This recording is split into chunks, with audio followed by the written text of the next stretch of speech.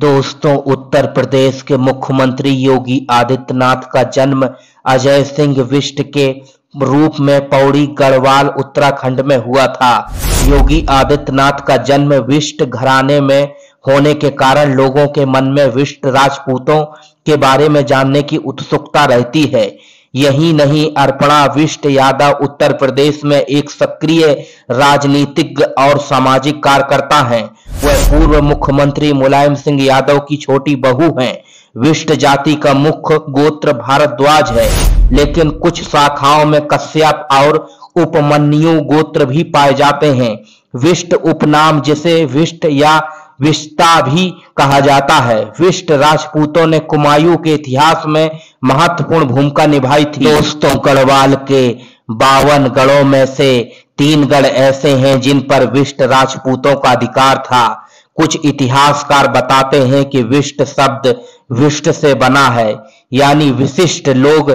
हम उत्तराखंड की बात करें तो इतिहास गवाह है कि विष्ट राजपूतों ने हमेशा शौर्य और पराक्रम का परिचय दिया है। गढ़वाल के कोलीगढ़ में बछवाड़ विष्ट राजपूतों का अधिकार था। इसके अलावा गढ़वाल के ही गढ़कोट गढ़ को विष्ट राजपूतों का गढ़ कहा जाता है। गढ़कोट गढ़ मल्लाडुंगा में स्थित है। इसके अलावा गढ़वाल का एक और गढ़ है जिसे संगेला गढ़ कहा जाता है। संगेला गढ़ में भी विष्ट राजपूतों का गढ़ था। यह गढ़ नैन चामी में स्थित था। इस तरह यह विष्ट राजपूत कुमायूं की ओर बढ़ जाते हैं। गढ़वाल के अलावा कुमायूं में विष्ट राजपूतों की आबादी अधिक है। इतिहासकार बताते हैं कि यहाँ ठाकुर, क्षत्रिय, राजपूत अपने नाम के साथ विष्ट उपनाम का प्रयोग करते हैं। यह क्षत्रिय शास्त्र कला में बहुत ही निपुण होते थे। कालांतर में अलग अलग राजपूत वंश ने अपने नाम के साथ विष्ट उपनाम जोड़ दिया, जो वर्तमान में जारी है। अब आपको कई प्रकार के विष्ट कुमायूं में मिलेंगे। इनमें आपको कनौडिया विष्ट, महारा विष्ट, जलाल विष्ट, चौधरी विष्ट, लौरा विष्ट प्रमुख हैं। कुछ इतिहासकार कहते हैं कि राजस्थान के चित्तौड़गढ़ से कुछ विष्ट अल्मोड़ा आए थे और यहाँ उन्होंने अपने शौर्य और पराक्रम के बल पर कई गढ़ों में कब्जा किया था। गढ़वाल में भी विष्ट एक उपनाम के रूप में प्रयोग किया जाता है।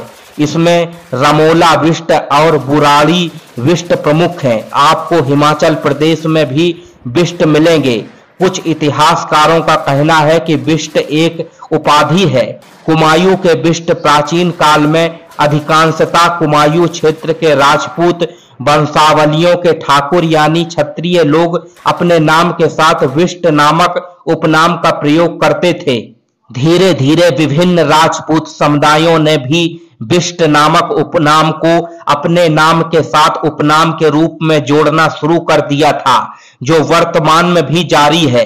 विष्ट व विष्ट संस्कृत के विशिष्ट नामक शब्द का उपभ्रंश है। इसे हजारों वर्ष पूर्व हिमालयी क्षेत्र के कुछ खंडों, नेपाल, कुर्मांचल, कुमायूं, केदारखंड, गढ़वाल, हिमाचल प्रदेश में उपनाम के रूप में विष्ट शब्द प्रयोग किया जाता है। इस उपनाम की उत्पत्ति का आधार अभी तक अज्ञात ही है। यह उपनाम रूपी शब्द नाम के पश्चात ही लगाया जाता है, जो आज भी इन्हीं क्षेत्रों में प्रयोग किया जाता है। यह विष्ट नामक उपनाम अधिकांशतः ठाकुर, क्षत्रिय यानी हिंदू राजपूत लोग ही अपने नाम के साथ लगाते हैं। दोस्तों, विष्ट राजपूत वंश की यह ऐतिहासिक और दुर्लभ जानकारी आपको कैसी लगी, कमेंट करके जरूर बताएं और हमारे चैनल को सब्सक्राइब अवश्य कर दें ताकि आपको ऐसी ही जानकारी सबसे पहले मिलती रहे।